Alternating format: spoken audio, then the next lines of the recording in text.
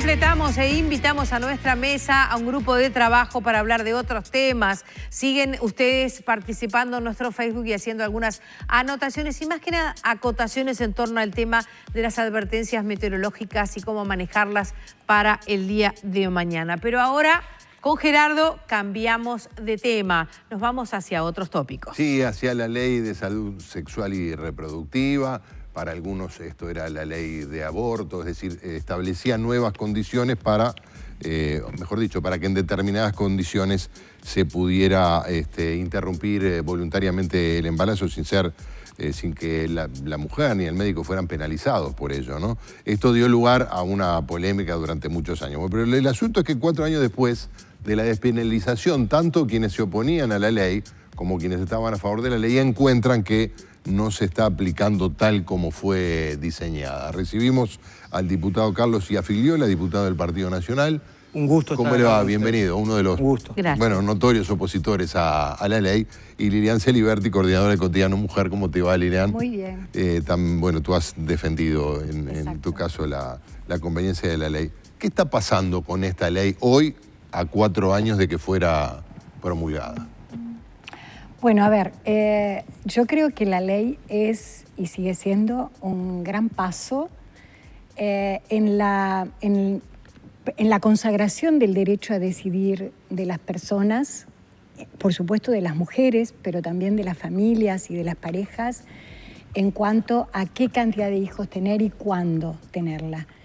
Es cierto que tiene déficit y dificultades que no son ajenas a las trabas que se le han colocado y que se le colocan a la ley en la práctica del sistema de salud en general, en la objeción de conciencia de profesionales y en iniciativas privadas que se consagraron en el cambio de reglamentación del Tribunal de lo Contencioso Administrativo, que coloca más dificultades prácticas, porque todos conocemos el sistema de salud y sabemos que articular 3 profesionales en el mismo momento para la atención es lo que exige la ley para el funcionamiento. Es lo que exigiría la ley para el establecimiento. A pesar de ello, tengo que decir que saludo que exista la ley. O sea, defiendo que exista la ley, una ley que además fue impugnada y no fue exitoso en la impugnación, por lo tanto, de alguna forma consagra lo que es una idea en general en el Uruguay para alguna gente, un país laico y un país que es emancipado en ese plano, en el plano... Pero en términos generales tenés una mirada positiva sobre cómo está marchando con esas salvedades que hacías. A ver, no diría que es positivo o negativo. Creo que es un paso significativo para consagrar el derecho, porque hay una parte que es de las personas, la apropiación. La ley consagra un marco, pero la apropiación de ese derecho, creo que si más personas defendieran ese derecho, los sistemas de salud serían menos abusivos con los derechos de las personas y por lo tanto la ley funcionaría mejor. Claro.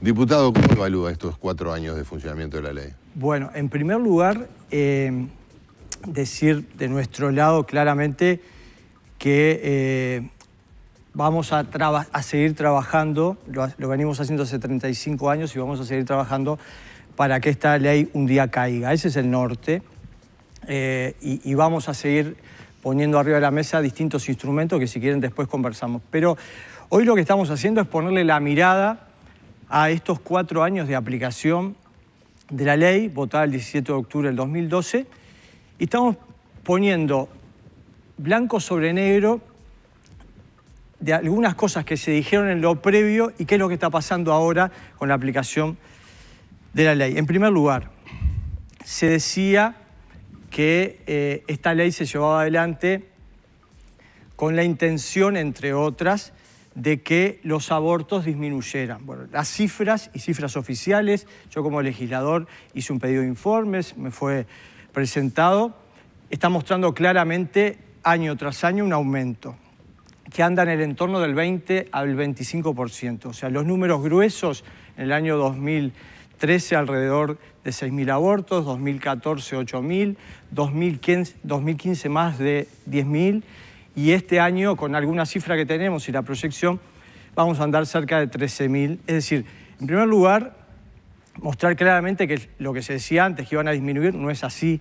Lo que está pasando es que aumentan año a año. Eso es clarísimo. En segundo lugar, estos elementos que también se decían antes, como por ejemplo el de la contención, el de la ayuda a las mujeres que en situaciones de mucha vulnerabilidad social pensaban en llevar adelante un aborto, cómo ayudarlas, cómo protegerlas, cómo contenerlas en esto que era tan doloroso, llevado adelante en la clandestinidad.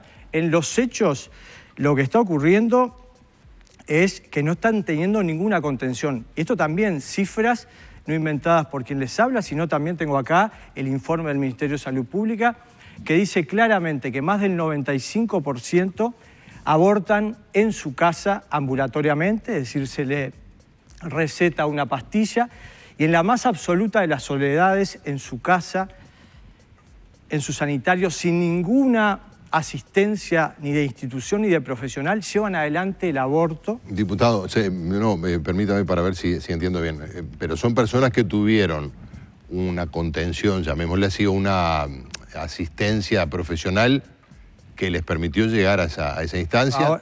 Ahora voy a hablar de eso, para mí no la están teniendo, pero llegamos a este paso, al concreto de llevar adelante el aborto. Lo están haciendo datos oficiales, en su gran mayoría, en la más absoluta de las soledades y sin ninguna contención. Es decir, de esa manera están abortando. Estos son elementos que pongo arriba de la mesa para poner blanco sobre negro sobre lo que se decía antes y lo que está pasando en la realidad. Y podemos hablar de estos dos temas que para nosotros, objeción de conciencia y equipo multidisciplinario, eran en lo previo dos, dentro de una ley que para nosotros era terrible, sigue siendo una ley terrible, eran dos lugares, dos puertas esperanzadoras de que algo pudiéramos hacer, que era objeción de conciencia, por ejemplo. Está consagrada en la ley y en la reglamentación. Y lo que ha habido es médicos que presentaron objeción de conciencia y desde que lo presentaron hasta ahora han recibido presiones de todo tipo, a nivel de sus instituciones, a nivel del Ministerio de Salud Pública. En el periodo pasado, el subsecretario doctor Brioso salía a presionar, él directamente anduvo por Salto, por algunos otros lugares, porque recordemos que en Salto, la totalidad de los Salto hay un ginecólogos 100% de objeción, pero en otros lugares del país tienen también niveles altos. Lo que digo es que esta presión, además indebida de parte del Estado, de las instituciones, que los coloca a los médicos casi que en una lista discriminada dentro de la institución. Además de eso, presiones internacionales como Amnistía Internacional, que vino este año en marzo, dijo que se estaba aplicando indiscriminadamente la objeción de conciencia, y ahora, hace pocos días, la ONU también ejerciendo una presión indebida, diciendo que en el Uruguay había que revisar la objeción de conciencia porque se estaba aplicando en forma indiscriminada. Diputado, sí. ¿Por qué usted está contra una ley que nunca va a aplicar? ¿Por qué la quiere derogar? Si es una ley que usted... Porque violenta, en primer lugar, el primero de los derechos humanos, que es el derecho a la vida. Si nosotros... sí, porque para mí no lo violenta. ¿Contesto yo? No, pueden contestar los dos. Bueno, pero quiero decir, por eso si querés contestar tú... No, pero es que partimos de eso. Tú y después yo sigo. Pero es que, diputado, esa es la misma... Pero claro, partimos... o sea, usted tiene esa postura y usted sabe que hay una cantidad de personas que tienen otra. Totalmente. Entonces, ¿por qué usted nos separa? Porque nos parece... En lugar de decir, bueno, el que quiera llevar adelante esto, que lo haga.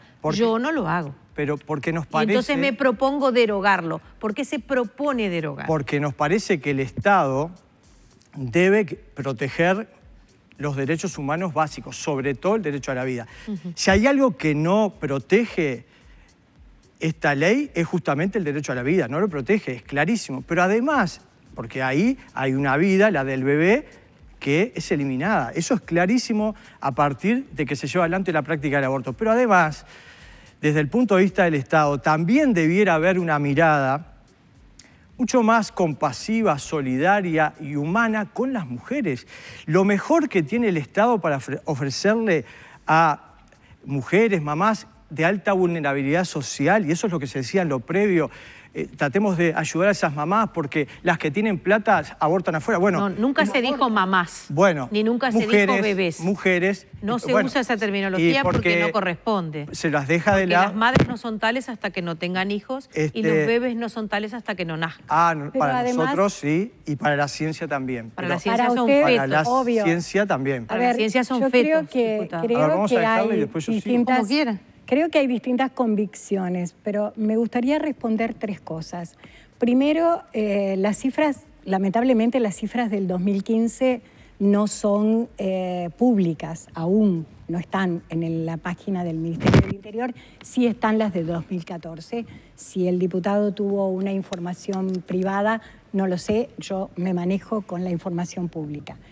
En segundo lugar, el crecimiento no es un crecimiento desde nuestro punto de vista, no hay más abortos. Lo que hay es, en todo caso, más abortos legales, en la medida en que nuestros cálculos iniciales hablaban de cifras mayores. En todo caso, lo que hay es una mayor información de un derecho y de la posibilidad de ese ejercicio.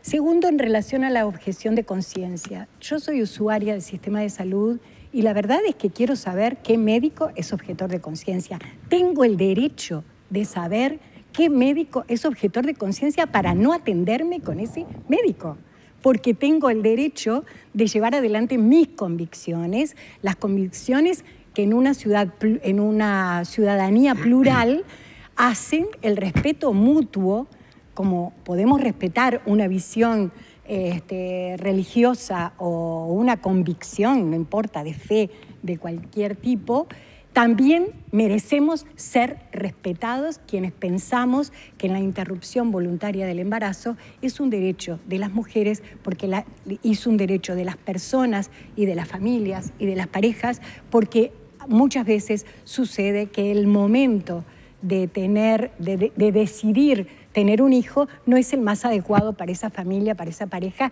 y eso no vulnera, desde nuestro punto de vista, el derecho a la vida. Al contrario, establece la vida sana para las futuras generaciones, porque es un hijo deseado o una hija deseada, y para las personas adultas, hombres y mujeres, que establecen un vínculo que es voluntario y que formar una familia es un compromiso que se adquiere para toda la vida y voluntariamente. Nada puede obligar a que una mujer tenga un hijo que no desee. Ese es un principio republicano, podríamos decir, ¿no?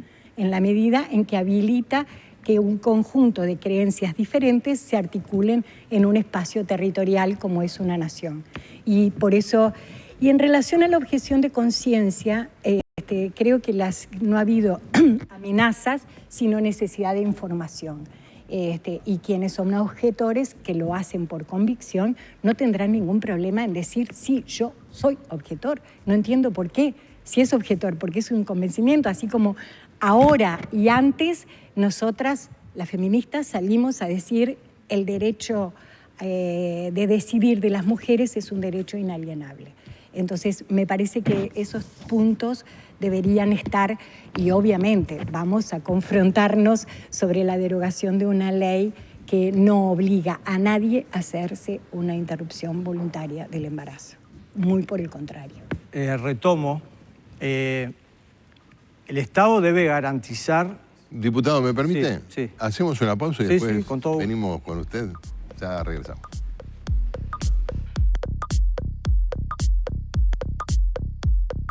Presentó Té Canarias, para su variedad té negro. Canarias, nuestra manera de tomar té.